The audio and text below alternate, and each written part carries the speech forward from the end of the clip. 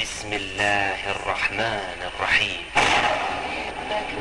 Okay, Assalamu alaikum, peace and blessings be upon those who follow guidance.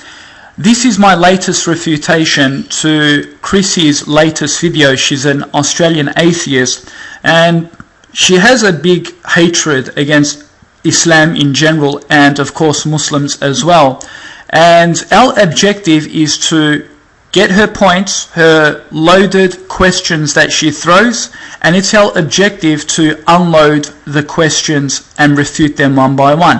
So if my videos are taking longer than Chrissy's, then just be a little bit patient. The only reason it's taking a little bit longer is because I'm digesting each point and refuting it one by one.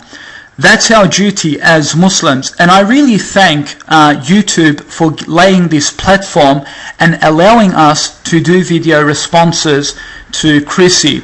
Now, she might not accept the video responses, however, our video response will be under the same title, so you'll just see our video right under hers. So I really thank YouTube for allowing this platform. And yes, Chrissy, we are the movement of Islam, the apologetic movement, which is ongoing and refuting the allegations against Islam. So that's our duty. Notice Chrissy in her latest video is using propaganda methods to attack Islam Muslims, who is trying to label and put all Muslims into one basket and to label us as terrorists and extremists with radical views. So her latest video will be refuted by the permission of Allah Almighty, and we will run through the points and allegations against Islam. Australians are not racist, mate. We let everybody in our country, no matter who it is, we let them in, they come in here, they don't follow our values, they get into groups, they pick on our women, they pick on our children for wearing bathers and skirts. Okay, really quickly to answer the first point. The first point was unjustly criticizing Muslims and saying they come here, we let them into our country, they criticize us, they criticize our dress code, they make fun of us, they do this, they do that. There might be some Muslims who do criticize and make statements, etc., but in reality, I share that view too. Why can't we criticize? I thought that was the democratic way to criticize against something that we see which is deemed to be evil. Notice Chrissy, and I'll post it on the page in a minute, Chrissy actually said you are a coward and you can't stand criticism. So you notice the double standards when Chrissy is claiming that, using this point that we let Muslims into our country, but they're not allowed to criticize us. Again, this is against a democracy and exposing the double-faced hypocrisy of Chrissy bringing this point up, saying that, oh, we let Muslims into the country, but they're criticizing our values. Actually, to be on a consistent point, forget criticism, there is actual violence against Muslims. I mean physical torture and violence against Muslims. Let's be fair. Not too long ago, a Muslim woman who was going to Batman Kangan TAFE here in Broadmeadows, which is a suburb in Melbourne, she was going to Batman Kangan TAFE, a Muslim girl who wore a hijab, who practices her faith, she goes to school. At the bus stop, while she was waiting for the bus to catch home, a group of Australian thugs came to her, they spat at her, they kicked her, and they ripped her hijab from her head. This is exactly what took place here in Melbourne. Okay? But of course, we're not the ones blowing the trumpet and saying, look what is happening to us. Okay? You see, Chrissy, we can show you countless examples. Chrissy, what about the Muslim woman in Germany who got stabbed 17 times only because she was a Muslim? She got stabbed 17 times in a German court for wearing a hijab. and winning a case against a racist German atheist. She was stabbed 17 times, Chrissy, and the video response will be below this video. Chrissy, what about the slogans against Muslims? You ragheads, you camel herders, you desert people, you cave people. These insults and criticisms that Muslims have to live by day in, day out. Here's another point. Did you know in Australia we have something called Halal McDonald's? Did you know as soon as we opened Halal McDonald's in Australia, it was the ongoing criticism, oh, please shut it down, we don't want Halal McDonald's, no, no, no, no. And then these guys want to say, oh, the Muslims don't want to integrate, right? You want to ban, for example, the burqa, you want to ban Halal McDonald's, and then you have the nerve to say Muslims don't want to integrate, and then you want to go out and bash Muslim women, you want to rip her hijab off her head, and then at the same time you want to say Muslims are not integrating? Chrissy, you are just exposing the double standard and hypocrisy on your side. Chrissy, did you forget the latest poll? Nearly 87% of the Australian society voted for the ban of the burqa, and you have the nerve to say it is the Muslims who are picking on the non-Muslim dress code, but you are the one, your whole society voted 89% against the Muslim dress code? You are a hypocrite, a double-faced hypocrite at its very best. There was a Cronulla fight that took place a couple of years ago where some gangs broke out a fight on the beach against Australian youth, etc., etc. And of course, you know, they were depicted as Middle Eastern people, Middle Eastern origins, where they fought against some Australian young boys.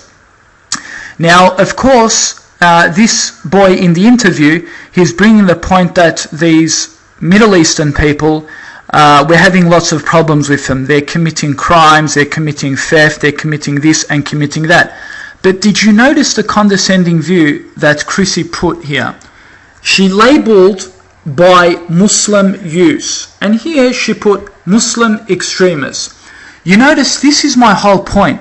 When a Middle Eastern person does a crime, he's labelled as a Muslim. Directly. Not even questioning whether this person is actually a Muslim practicer or not. I mean, we have Lebanese Christian. We have Lebanese Orthodox Coptics, Egyptians. Right? These people are Christians. I know a lot of the Lebanese youth, I think majority of them are Christians. Right, Chrissy? But you notice, whenever a Muslim does a crime, if his name is Ahmed, or if his name is Hassan, or if his name is Muhammad, he's quickly deemed as a Muslim extremist or a Muslim.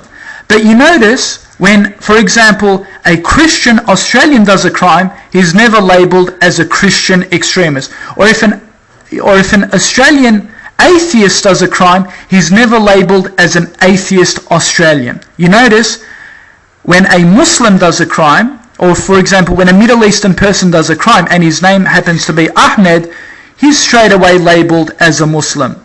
Regardless if he goes to religious practices, you know, for God's sake, I know majority of the Muslim youth are not even practicing Muslims.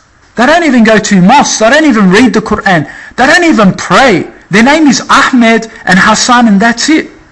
I mean, they're just exactly like your youth. They go and take drugs, they go to nightclubs, they live up the latest fashion and do all the bin drinking and, you know, doing all that stuff that the Australian youth does.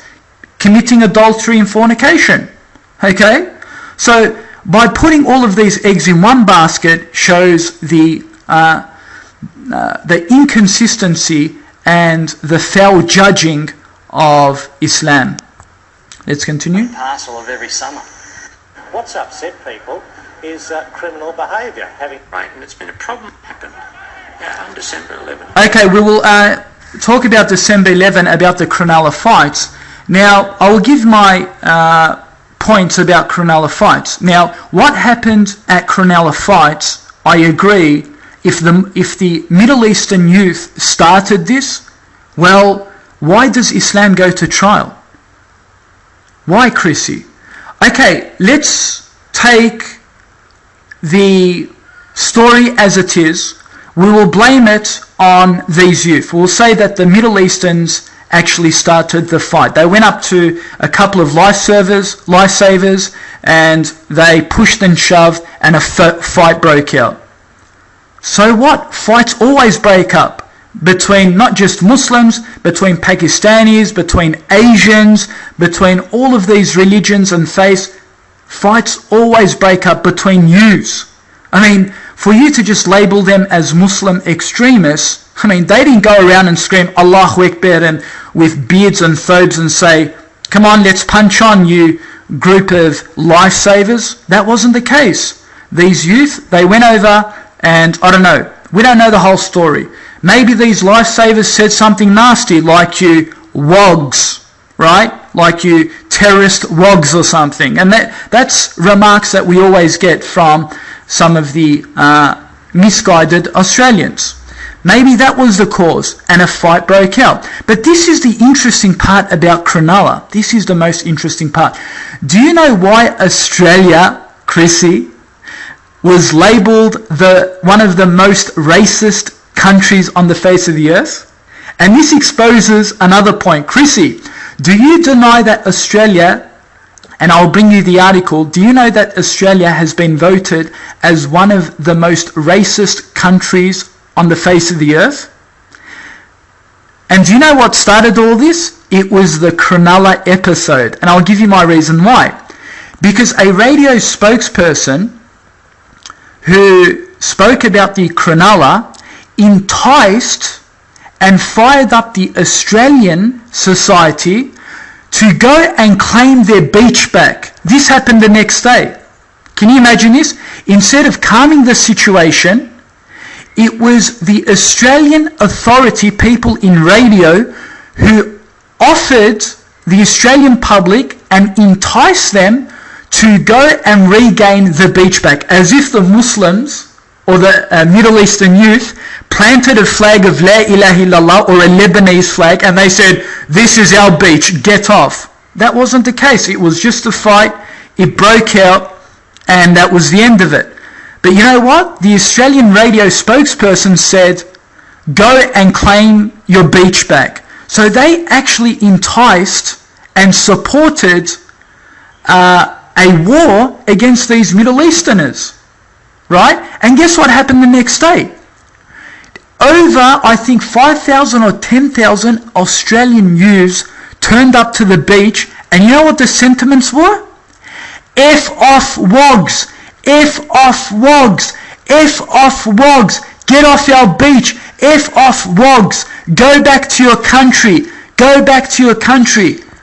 This is what they were yelling out, and they were singing the national anthem, right?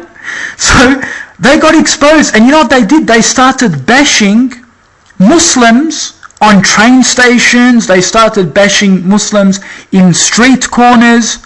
This is what actually happened at Cronulla. So you actually exposed the racism of your culture. Remember, if the situation was bad, then everyone should have calmed down, and it should have been dealt with humanely. However, that wasn't the case. That wasn't the case, was it? What happened? Just because 2 or 3 lifesavers got punched up, nearly 10,000 Australians rioted. And what did they do? They did all the racist sentiments against Muslims in general, and against the Middle Easterners. So, your society actually got exposed, and this is why the Australian society has been labelled as the most racist country on the face of the earth. And by the way, folks, this is a side note, I guess Chrissy has forgotten about the Pakistani or the Indian killings that are taking place as an epidemic against the Indian people. And they're not Muslim, they're actually Hindus. It's your Australian society, right, the youth, and I'm not going to label all Australian society, a minority who are going out and punching the hell out of Indian people. It was a big epidemic here in Melbourne. So do I have the right to go and label every single Australian as a fanatic, as a Christian extremist or an atheist extremist? No, I have no right to do this. So why do you do that, Chrissy? Everyone listening to my video, Chrissy, is seeing the true facts and seeing that you are a judgmental person and seeing the hypocrisy of judging Islam by the hands of some black sheep. For the next point, Chrissy brought up a point that after the Cronulla riots, a Middle Eastern youth actually burnt the Australian flag.